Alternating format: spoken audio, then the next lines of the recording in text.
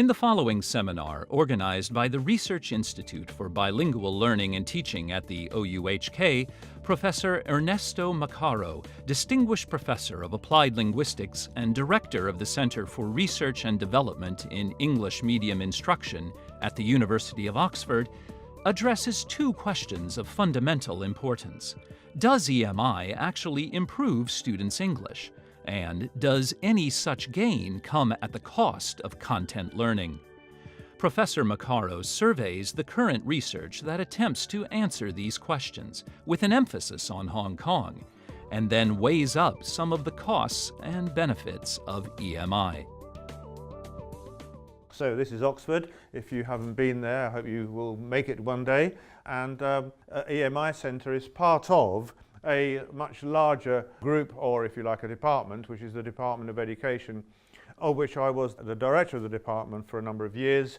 I realized about 3 years ago that EMI actually, as it were, crossed over between our very strong applied linguistics group and the more general education pedagogy that the department does. So we're very strong in both applied linguistics and in science education and maths education. But we're also very interested in making links with other people in the University of Oxford, because obviously they are experts in the field as well. When we're looking at, for example, EMI in higher education, we may take advice from there. And again, we are very interested in collaboration, a network of collaborators across the world, because EMI Oxford is based in Oxford, and according to my definition, England is not an EMI country according to this definition, because the definition says that it's the use of the English language to teach academic subjects other than English itself in countries or jurisdictions in which the majority of the population's first language is not English. So the UK, the majority is still English. So we're looking at countries where the adoption of English as the medium of instruction is in a situation where the majority population speak a different language at home, or at least the majority of the time.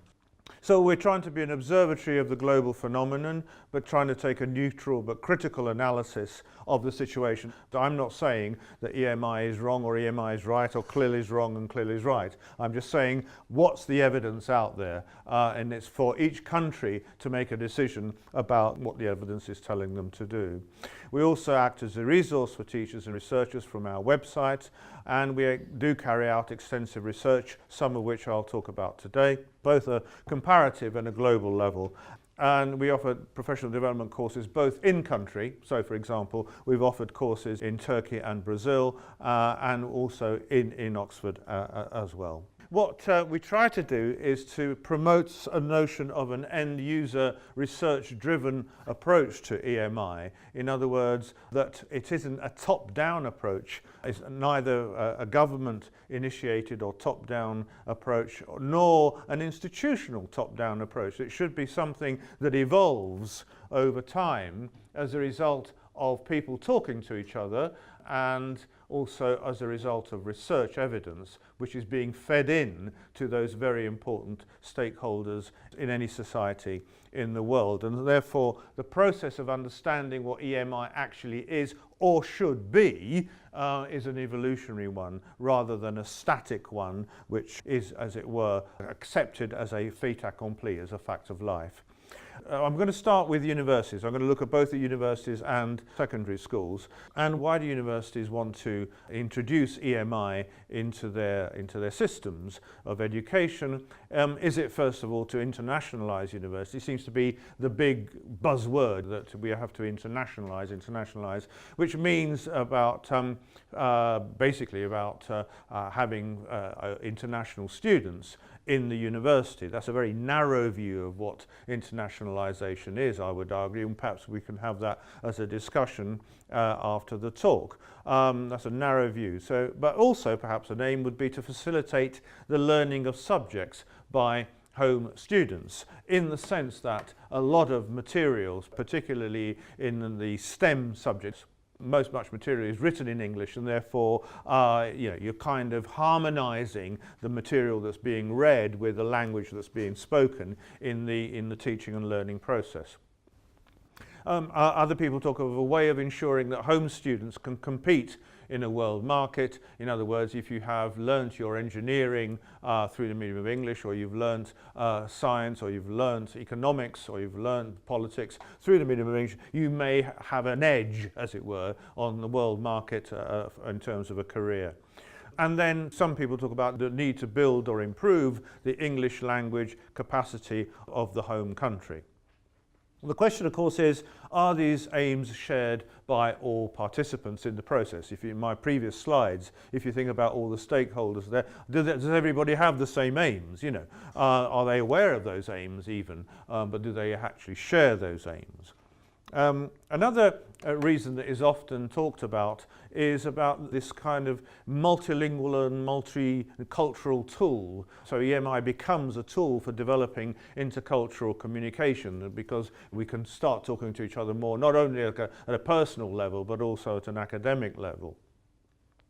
Another point that's made is about it being authentic language learning. If we have any EFL specialists here, no doubt you'll be aware of the decades and decades of argument about what authentic language teaching is, and whether you should be doing role plays or simulations, or whether you should be learning grammar or whatever. Does this solve the problem, you know, as it were? Because it's authentic, you're having to learn science, you're having to learn economics, you're having to learn politics, you're having to learn didactics. Therefore, you know, doing it as a communicative venture is authentic. So that's another often stated policy of EMI. And in fact, that's often stated as a policy in secondary education rather than just tertiary. Another one is a way of forcing change in higher education pedagogy. This is a name that's often cited in Europe, actually, where people feel that there's a big gap between the type of pedagogy that's taught in schools, more interactive, where you know the students, etc., etc., etc., where they move into higher education and suddenly there's this big gap between the lecturer and the audience. And therefore, is this a way for forcing the change? In other words, you cannot change from L1, first language medium of instruction, to English medium of instruction without having some reconceptualization of the way that you teach. I would agree with quite a lot of this, but are these aims shared by all the participants? Are they aware of these aims in that grouping that I was showing earlier on? So what are the international policy drivers? You may be aware of the Bologna process, which is when people got together in Europe and said, oh, I think we should really try and harmonize our higher education system so that people can move from undergraduate to postgraduate to doctorate much more easily, and we all know what we're talking about when we're talking about undergraduate, and so on. That was a very noble idea about bringing Europe together, and it was also predicated on this notion of plurilingualism, i.e. that Europe is a zone, is a union which is trying to bring together many, many languages, but recognizing that those languages are valuable. That's what plurilingualism, the idea that you recognize that they're valuable. Now, I don't think the people who were drafting the Bologna Declaration were aware of the fact that then English then became more and more, as you make people much more mobile across Europe, you're actually saying to them, how are you going to be mobile? Well, you're going to have to speak the same language, and therefore English takes on even more importance and actually undermines the plurilinguistic aims of the European Union. The other kind of similar movement is in the Asia-Pacific Economic Cooperation Summit, and particularly the ASEAN, the Association of Southeast Asian Nations. And you've got the quote there from Lin Morrison, the General Secretary, who says, it is imperative that we provide students and professionals with opportunities to improve their mastery of the English language, the language of our competitive global job market, the lingua franca of the ASEAN.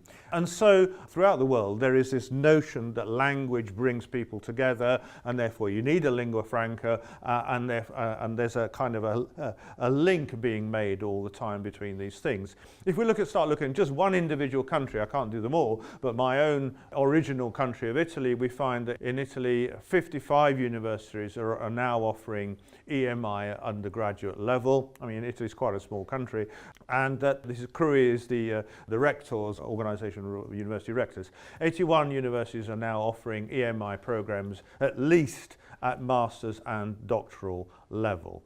So you can see the kind of growth that's happening fairly quickly, even in a country which is quite slow at adopting change, it has to be said. So throughout the world there's an assumed link between the notion of trade and globalization and education and economic development, right? So there's education being education through the medium of English, which some people have commented on in rather ironically and scathingly as saying switching the MI to English is a relatively simple and cheap solution to both the problems of internationalization and upgraded local language proficiency. They're being sarcastic here. But the argument is, and an argument I will support by the end of this talk, that it's not a simple and cheap solution. It is a solution, it's a possible solution, but it is not a simple and cheap solution. So a bit of our own research, if I may. We started off the centre with this 54 country survey, which you may have come across. It's published freely online by the British Council. So it was an open-ended questionnaire. We did it by engaging the British Council and asked their staff in each of 60 countries worldwide to go out and find out what's going on in each of those countries. So you have to take this with a bit of a pinch of salt, because it's one person reporting on what's going on but nevertheless it gives you a kind of brief overview. The general trend, they said, in each country is to have more EMI, that there weren't that many official policy or statements existing. It wasn't clear why there was this shift towards EMI in both secondary or tertiary. We asked if there were written guidelines specifying how to teach EMI, some kind of a pedagogical instruction, and again most people said no, it was left up to the individuals. And are there any written guidelines about the amount of code switching that should take place? And again, generally people were saying no, can't find any guidelines on this. We can see, in fact, that there is a strong relationship between tertiary and secondary education. They are interconnected. If you just look at one, Macedonia, which is in Europe, the government encouraged the opening of international and bilingual schools. So by doing that, it's saying if you don't open up international and bilingual secondary schools, there's going to be a problem about the link to the tertiary sector. We also asked about public opinion, the media and so on. We asked the British Council operatives, say, look, go and look in the newspapers and see what the people are saying about it. And generally speaking, we can divide up the views as follows. People like parents, for example, or the media. Globalization, modernization, of course, we've got to do it. And some people actually feel that social elitism is a good idea. Obviously, if you're the one that's going to send your children to a secondary school that does EMI and then to a university offers EMI, you feel, well, they're going to make a difference, aren't they, to my children? So, the social elitism is seen as a good thing for some people. Obviously, they recognise the international status of English, and they also recognise the employment career enhancement. So that's in the news, if you like, in each of those 54 countries. But also there are controversial comments in the news. So loss of a culture, equal opportunities, which is the mirror image of the elitism thing. The poor comprehension of students, they may not be able to understand lectures and classes taught through the medium of English. The competence of the teachers, do they actually know how to do it through the medium of English? Do they have the adequate proficiency in English? Lack of clear policy, and also the political historical context. A typical political historical context would be something like Malaysia, which just switched backwards and forwards from English medium instruction back to Bahasa Malay, back to English medium instruction, and so forth. Another one might be Argentina, which has a particular historical disconnect with the UK based on the Falklands War of 1982, and perhaps doesn't want to introduce English medium instruction. Well, that was something that came up in the in the news item, apparently, as reported by the people. So you can see that the kind of issues that were coming up at the beginning are also coming up here. And then we asked, are there enough qualified teachers to teach through the medium of English? And the answer is absolutely no. So clearly there aren't enough. So actually you've got plenty to do, haven't you? Then is there any stated expectation of language proficiency to qualify for an EMI teacher? Slightly less worrying, but there's still quite a lot of a problem here, isn't it? This is about professional development. The first pie chart is about initial teacher education or pre-service before you start to teach. Is there an EMI type of PGE or PGCE. But there isn't, in most countries, people just train for a subject or they train for English, but not for EMI, as it were. Yeah. And then this one is in service, or teacher professional development. And again, you can see. And then there's the beginning of the sort of the private-public debate, which I'll come back to in a moment. And then what are the different models of English medium instruction currently being developed? I think there are 3 models. There's the preparatory year model. Have you come across this word, preparatory year? So this is something that happens in Turkey, in the Middle East, where students are tested on their English. And if their English is very, very good, they do move into an EMI program. If not, they have to do what's called a preparatory year, an intensive English 1 year in the university before they start their EMI program, right? There is some critique of it, but I think at least there is provision there. There's an investment there of a year. I don't know if they have to pay or not. Then there's what people call the institutional support model, where you don't have to take the preparatory year, but you are given support by, I don't know, the language centre or whatever. And that support could be in the form of concurrently with your learning through the medium of English. That could be in the form of English for academic purposes or English for specific purposes. And then there's what we might call the pre-institutional selection model, which is where you say to students, okay, your English is good enough to do EMI, yes, you go in. No, your English is not good enough, you're not allowed to do EMI in the university, which is quite divisive if you think about it, yeah, is the divisive model, I think. And then there's one more model, which is what we might call the bury your head in the sand model. And that means it's the model that says, okay, we don't really care. We're just going to start the EMI programs, but we're not going to provide even think about it. You just get on with it. So that's clearly not the model I'm advocating. We also have done another online survey where we asked both secondary and tertiary teachers. And we asked for example, do you think EMI is beneficial to students? Most teachers think that it is beneficial. And we asked them, do you think that students will improve their English? Most teachers tend to be fairly positive that they think it will improve their English. Do you think the other academic subject content will be affected? Now you begin to see a bit of concern because this is quite low compared to, if you see, so it's just either no or to some extent. So when it comes to content, that's where the concern lies, rather than with do you think it will improve their English? Which is interesting, and I'm going to come back to this in my cost-benefit analysis. Do you think that all teachers are capable of teaching EMI? These are teachers themselves saying it. So I guess I don't know if they're saying, well, I'm not capable of doing it, or they're saying I'm capable of doing it, but my friend down the road isn't capable of doing it. So it's obviously that's the trouble with online questionnaires. But there is clearly a concern that there isn't the expertise out there, which I think is honest of teachers to say that. And then does your institute have a policy on the level of English a teacher must have? And once again, you can see that there are divergent responses. And then we get to, do you think that all students are capable of learning in EMI, which comes back to my 3 different models of moving from secondary to tertiary education. Now, if you think that percentage of students are not capable of learning, what does it actually, so you would have to explore what we mean by not capable. They obviously haven't reached, presumably haven't reached a standard of English by which they can learn through a second language. So why they haven't is the question that each individual jurisdiction has to ask. Then do you test the level of English before they start an EMI course? Again, you see that there's quite a large group of people saying they don't do any testing.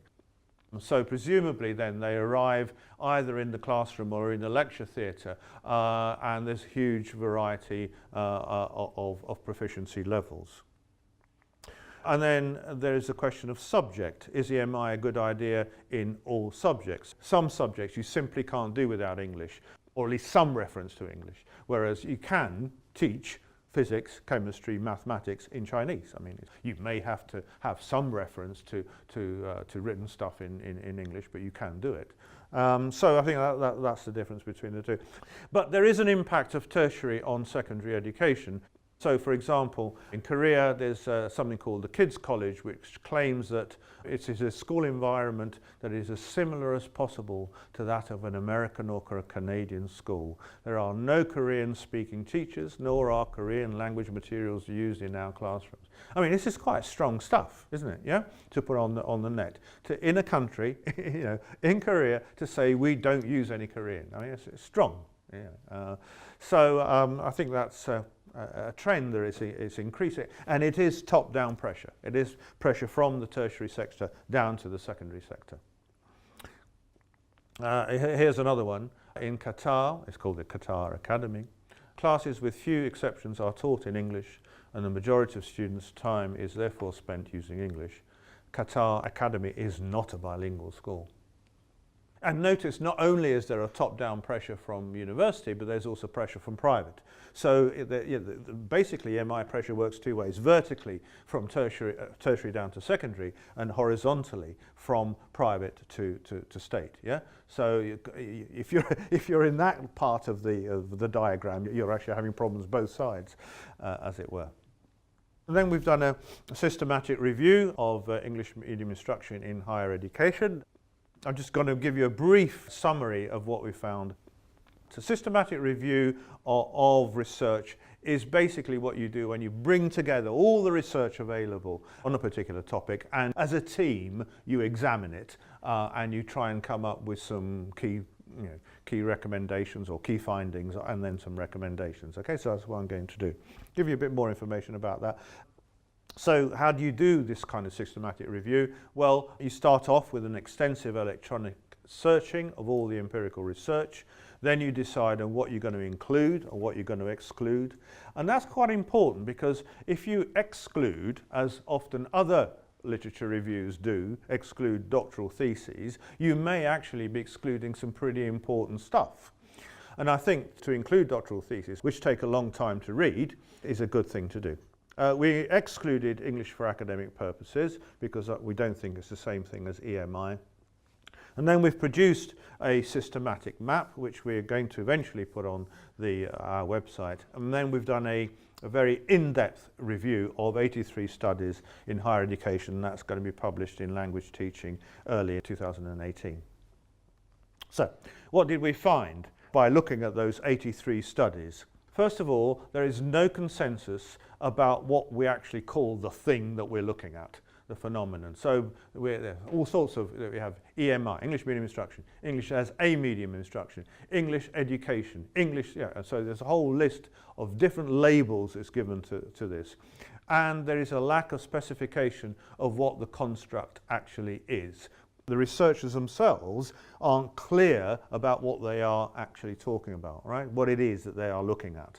It could be that, for example, EMI might be an hour a week of a content subject taught through the medium, or half of it's taught through the medium of English and half of it isn't, or there's a load of code switching going on, or there isn't, and so on. So there isn't a very clear idea. And then it's mixed up with the word CLIL, which I'm sure you've come across, content and language integrated learning, and then people try and say, was it CLIL or wasn't it CLIL, and was it integrated or wasn't and so there's a big debate about that. And then there's this new acronym. Does anybody know this acronym?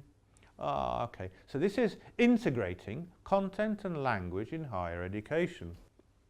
Now, what do we notice about that, linguists? Right? So what we notice is that content and language integrated learning uses a past participle, integrated, yes? Whereas it is integrating, yes? So it's a process, right? Okay. They use these labels and you think, well, why are they using the label? And you think, well, maybe they are trying to get at something, but you're not absolutely sure. So we've got quite confused by all these labels and all these constructs. And then the question is EMI the umbrella term, or is CLIL the umbrella term? If you think about it, EMI probably is the umbrella term, because it's saying nothing specific. All it's saying is the instruction is in English, right? According to our definition of it being in a country where the majority of the population isn't. Whereas CLIL says, oh, it's content and language, and it's integrated. Oh, and how is it integrated? Oh, well, we've got a bit of language and a bit of content, and we're pushing it together. We're locking it together like a little jigsaw. Oh, beautiful, works wonderfully. And the other one is we are integrating content and language. Yeah. Oh, it's wonderful. Yeah, we're in the process of it. Yeah. Okay. Those are much more value-laden terms, whereas EMI, which I use because it's not value-laden, it just says this is what it is, and then you examine and see how it's used. So you're starting from a different thing. So that's why I say it's the umbrella term. What else have we found? Well, we found that some variables are not explored very much, and I think the gender and the private versus public institution issues, and I'll come back to the gender one briefly in a moment. This is all about what the research is that's been done. The concept of proficiency isn't sufficiently researched. People just say, okay, the teachers weren't sufficiently proficient in English. Well, what do we mean by that? We know what an IELTS exam is, roughly, but is that kind of proficiency what we're looking for in a teacher of economics or a secondary school teacher of biology? You have to think about that. Finally, we come to the cost-benefit analysis. I start with two hypotheses. The first one says that learning content through the second language, through English as a second language, leads to better learning of English than learning as L2 English through EFL courses offered alongside content courses delivered in L1. So that's the first thing you've got to test. The assumption or the hypothesis that EMI is better than EFL plus L1 MOI. Does that make sense? Right? Yep. Okay. So the second hypothesis is learning content through the L2 English, EMI, leads to at least as good learning of academic content as learning content through the student's L1. Not saying it's got to be better, necessarily, just saying it's got to be at least as good. So those two hypotheses, that's my starting point. It's got to at least improve the English and at least not detract from the content. Right, so then the question is, how do we go about measuring the proficiency? So if we're saying that it's got to be at least better than EFL plus L1 MOI, then we've got to think about how we measure the proficiency. So the first thing is the time on task principle, where it is assumed that more time spent exposed to English, the better the language learning outcomes. So these are going to have to be put to the test. And then the next one is the fitness for purpose. And so if we're going to measure the amount of English learnt in an EMI class with the amount of English learned in the EFL class, is it fair to administer the same test, given that they are, as it were, being exposed to different language? So is it fair to use the same test? And then, if we're comparing an EFL class with an EML class, what are we measuring? Well, if we just measure the receptive skills, given the much more exposure that the EMI student has to receptive skills, is that fair? We should also then be measuring the productive skills and do some kind of cost-benefit analysis, even at that, at the micro level.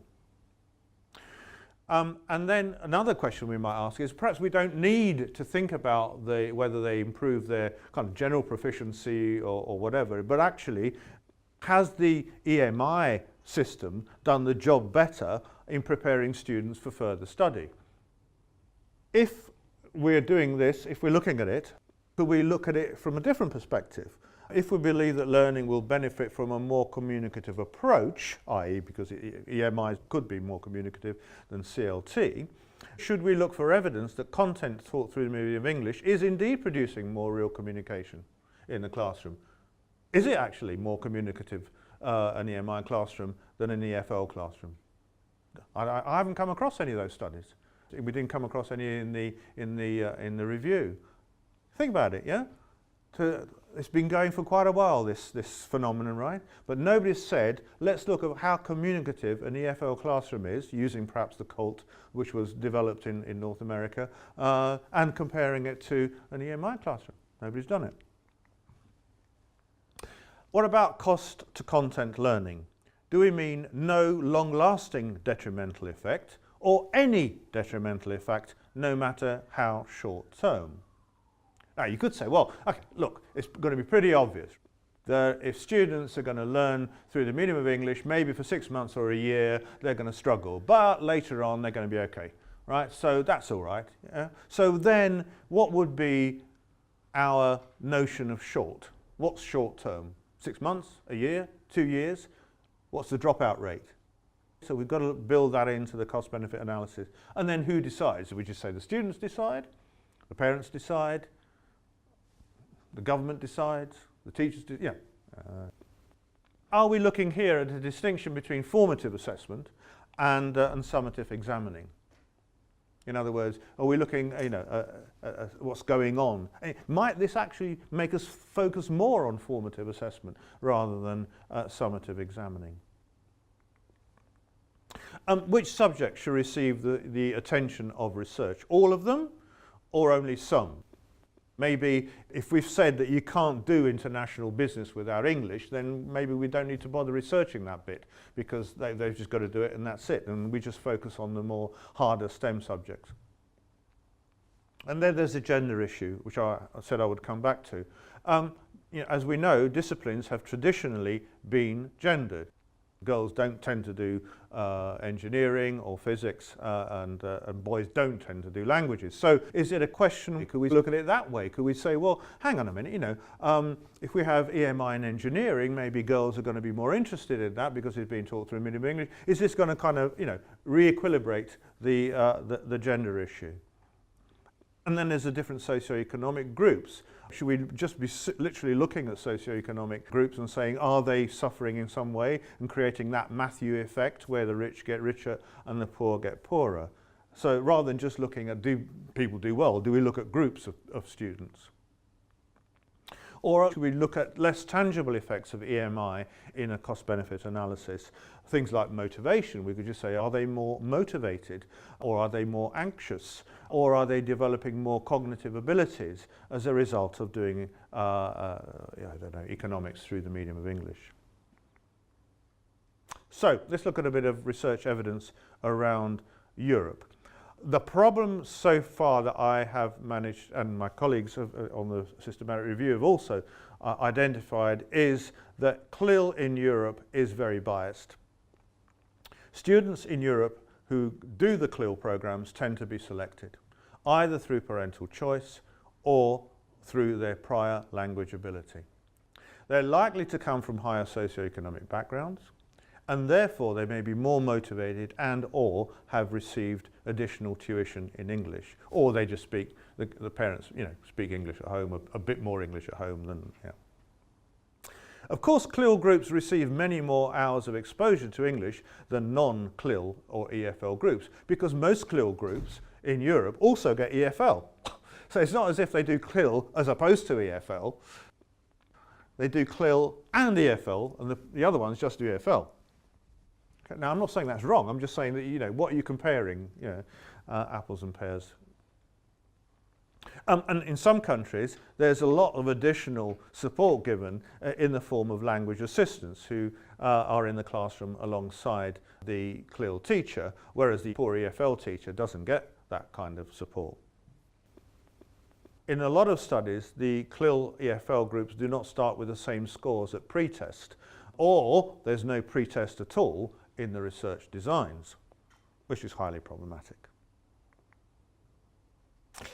Or authors do not emphasize enough instances where the CLIL group scores become over time less positive. They just look at the scores early on, and then as the FL group catches up, we'll forget about the fact that the MI group isn't still on top. We just hide that bit. And then there's the fidelity to condition issue. Fidelity condition means if we're saying that that's an EMI or CLIL class, is it really an EMI or CLIL class? Does the evidence show it? We got video evidence that they really are teaching through the medium of English or whatever they're doing. Okay, so what goes on in the CLIL classroom is unspecified, raising that fidelity to condition issue, and that it is unsafe, therefore, to rely on what teachers have to say about progress. A lot of studies say, how do you think the kids are doing? Fine, great, brilliant. But they don't know what's going on. Let me just give you a few examples of this. There's a document called Improving the Effectiveness of Language Learning, CLIL and Computer-Assisted Language Learning, and it's published by the European Commission. and it cites a number of studies as saying it shows that CLIL works. So I thought I'd look at some of them. So there's Admiral, Westhoff and de Bott, and in this study the 5 experimental CLIL schools actually were 3 international schools. So what are we comparing? We compare international schools where maybe in Holland the students are, children of diplomats who are going to an international school. We're comparing those where kids are maybe from, half of the kids are from ethnic minority backgrounds, Turkey or Philippines or whatever. So is this fair? Yet, despite the much greater exposure to English, one presumes they were also attending EFL, their receptive vocabulary did not improve over the 4 years compared to the controls. This is a top document that's quoting this stuff. It's on the net, you can look at it, you just type in improving the effectiveness of language learning CLIL, and you'll see the Commission is saying this is good stuff going on. Another one is Alonso Grazaña and Campo. The experimental group was selected on the basis of their linguistic proficiency. So they're actually starting from a higher linguistic proficiency. And only those with high marks, I've actually given you the page there, so just to show that I'm not lying, were included. So both samples were pulled from a very large number of schools, but we're not informed of the demographics of the students, whether they were rich or poor, nor how the groups were extracted, so we've got a sampling frame problem.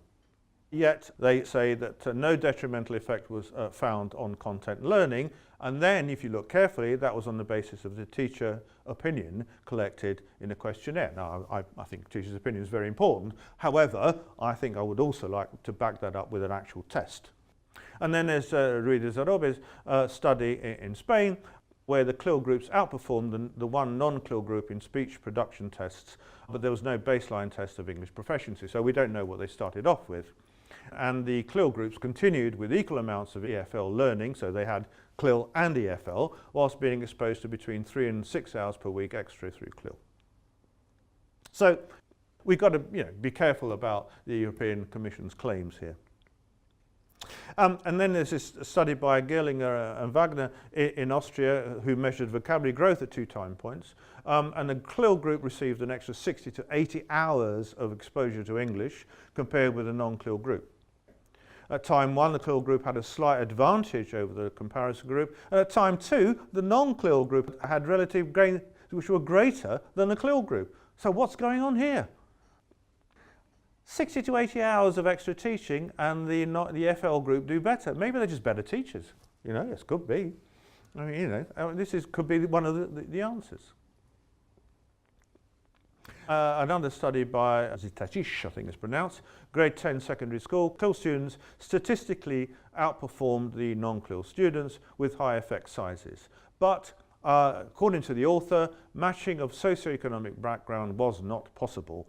And when you look a little bit deeper, the CLIL group is selective bilingual schools in Berlin. They have a selective system in Germany. You select at the age of 11, and they were called bilingual schools. So again, what are we comparing? Now here's a good study, or at least I think it's a good study, by Rumlich, also in Germany. First of all, it's a good study because it's a longitudinal model. It measures the language development of the students over a period of time. Secondly, it has a large sample and 17 schools to ensure a good geographical and socioeconomic spread. But most importantly, it uses a 3-group model. It's got CLIL students and non-CLIL students from schools which offered CLIL, and as controls, non-CLIL students from schools which did not offer CLIL. So now you've got a real comparison. So the regular group, or he calls the regular group, there's no selection process taking place at all, so you've got something to really compare it to. What did Rumlich find? All 3 groups made significant gains over time. The CLIL group did not outperform the other 2 groups once prior L2 proficiency had been taken into account. CLIL students and the regular students developed in very similar ways. Now, the CLIL students did achieve slightly higher self-concept ratings. They felt better about themselves. But as Rumlich says, this is hardly surprising given that they are good at English. They feel that they're good at English students being put into a CLIL classroom. So, when you start looking at well-designed studies, you do run into problems with actual progress being made. However, here's another well-designed study by Lowe and my colleague Victoria Murphy. We're looking at vocabulary knowledge.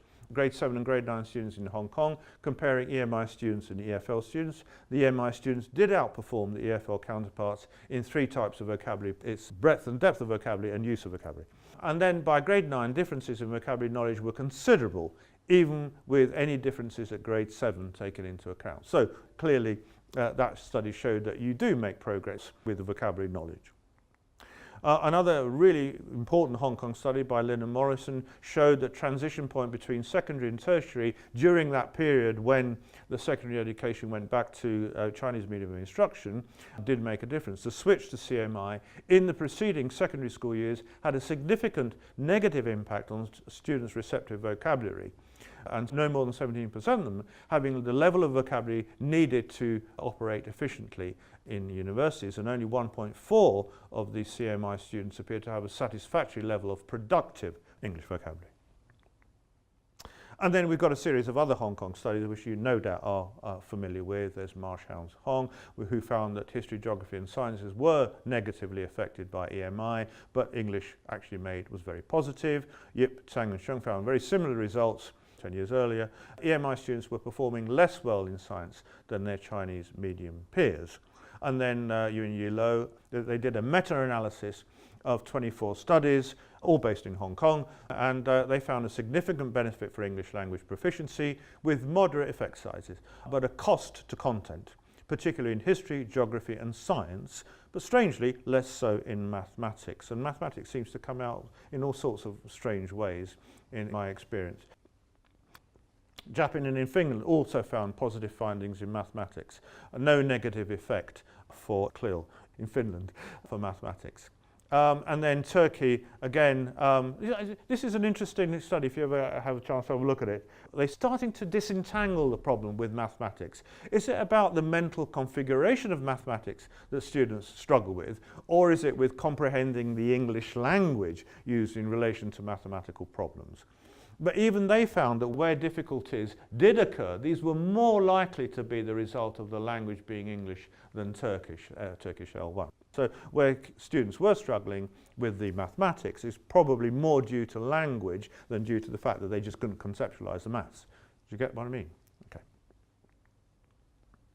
Now what about English proficiency gains in higher education, right? Does EMI help in higher education? Rogier, PhD thesis, very good thesis, at one university in United Arab Emirates, but there's no comparison group. She just does a study of how much progress they make over 2 years, and she found that the EMI sample averaged half a band score gain in IELTS, half a band, so you go, I don't know, 5.0 to 5.5 in speaking, and nearly that in reading. But in general, if you look at EFL courses, to move up 1/2 an IELTS grade, students need to undertake about 200 to 240 hours of English language learning, right? If you want to move up half a grade, 200 to 140 hours. Well, actually, that's about a 10-week intensive course. So in 2 years, right, they've moved up half a band through EMI, and if you had an intensive 10-week course, you can also move up half a band. So these things are going to be put into the cost-benefit analysis. Here's Yang in Taiwan, significant improvement, but only in receptive skills, which probably suggests they did a lot of listening and not much speaking. But again, it's not clear whether the EMI student had additional EFL support. Strange set of results from Lin, who in China, where they did one test where there was no positive effect on English proficiency. That's the NMET. I don't know the test, but I do know the college English test, or vaguely. Year 2 EMI students did score significantly different on another national standardized test. The college English, they did do better on that test. Now what about cost benefit on content learning in tertiary education? Well, looking at Austria, they randomly allocated to an EMI or German MI condition, no significant differences. However, what they were looking at was the students' ability to read mathematical or engineering type questions in an exam, right? That's all, a very narrow focus, which is fine, right? But look at what the actual question was. This is a typical exam question that they based their comparison on. I don't know about you, but if I was studying engineering at university, and I've been doing English for a while, I guess, I wouldn't find airspeed or aeroplane or and or the or pilot very, very difficult. A wind, nah, easy. Blowing, I think 80 km, nah, easy. Determine, I might find the word determine a bit difficult, but I doubt it, but probably has been used quite a bit. Magnitude, I might find a bit of a problem with, but actually that's not very difficult, is it? If we say that they're not struggling through the medium of English here, it's probably because actually it's too easy as a test to give them, you know. And then we get different types of results in the Netherlands. They use objective tests, and in Norway and Germany they use student self-report, and so you get different results as a result of that. Here in Spain, this is again in universities, there was, according to the authors, there was no detrimental impact of EMI. However, we do not know how carefully the two conditions were monitored and whether materials used were all in English despite the conditions being tested. So, here's some initial conclusions on the cost-benefit of EMI. There is some support for hypothesis 1. English proficiency is improved, but evidence is still fairly inconclusive, by no means conclusive. So why would that be? We have to find that out. It's certainly not time on task, as it were, right? So it must be something either wrong with the delivery system or something wrong with the students' engagement with it or whatever, but it's not delivering the goods. I mean, if we're putting all this investment into it in terms of teacher effort and so on, why isn't it, you know, doing the job? Now, there's no evidence that EMI or CLIL is a bad thing in terms of their potential to improve English proficiency, as far as I can see. But hypothesis 2, where the content subjects are at the very least not adversely affected, is even less clear. The research evidence simply isn't there. There is probably a very short-term negative effect from what evidence we have. Now, this is in terms of EMI global research. That's a pretty sad state of affairs. There's all this research going on, but we don't know whether they really improve their English, and we don't know whether or not their content subject is being adversely affected. So, you know, there's better research to be done, really. Given that EMI is a global phenomenon accelerating at such a fast pace, we do need to take a look at how that research situation could be remedied in the future. And of course, I'm going to tell you what I think. So I think, first of all, we need to work out, is the improved English competence of students a reality?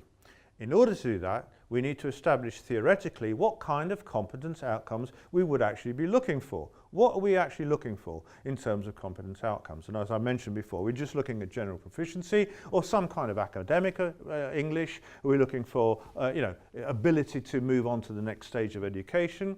And also, very importantly, we need to ask, why is EFL not doing its job? Why? Some countries invest 5 or 6 hours a week into EFL in secondary school. Why isn't it doing its job? I don't have an answer to that. In terms of cost-benefit analysis, the agenda we need to have is no long-term negative impact on content learning, but we need to ask the stakeholders, how long is long-term? How long are you prepared to take the risk of some slowing down of content learning? And then there's the bigger picture. Is there a measurable improved national competence in English as an L2 as a result of EMI as opposed to EFL? Can we measure it in some way as to whether it's having some kind of a causal effect on the nation's economic performance? Is that possible to do? And then, is it really making a difference to students' career prospects? Remember, I started with those aims. Is it really making a difference to students' career prospects on the global job market? And then there's that other question, is it possibly having a negative impact on the home language? Now, so far, a colleague at the OU, in fact, in the UK, Christina Holmgren, has not found a negative impact on the home language in the Nordic countries. But that doesn't mean it might not be there in the future, so be vigilant about the negative impact on the L1. And then we need more studies which highlight the transition from secondary to tertiary. Higher education cannot be considered in isolation from what has come before, and secondary EMI cannot ignore the possible downward pressures from HE. And therefore, EMI programs, if they're going to be introduced, are not going to be done on the cheap. They have to be carefully conceived, planned, and resourced. And then they have to be carefully evaluated, particularly professional development programs. By doing that, coming back to my early slide, then we'll be able to have some kind of an evolution of what EMI actually is through our research and through engaging with the stakeholders. And so we have an idea of what EMI will become and has become in the future, rather than what I think we don't have an idea very much what it is now, to be perfectly honest. So thank you very much for listening.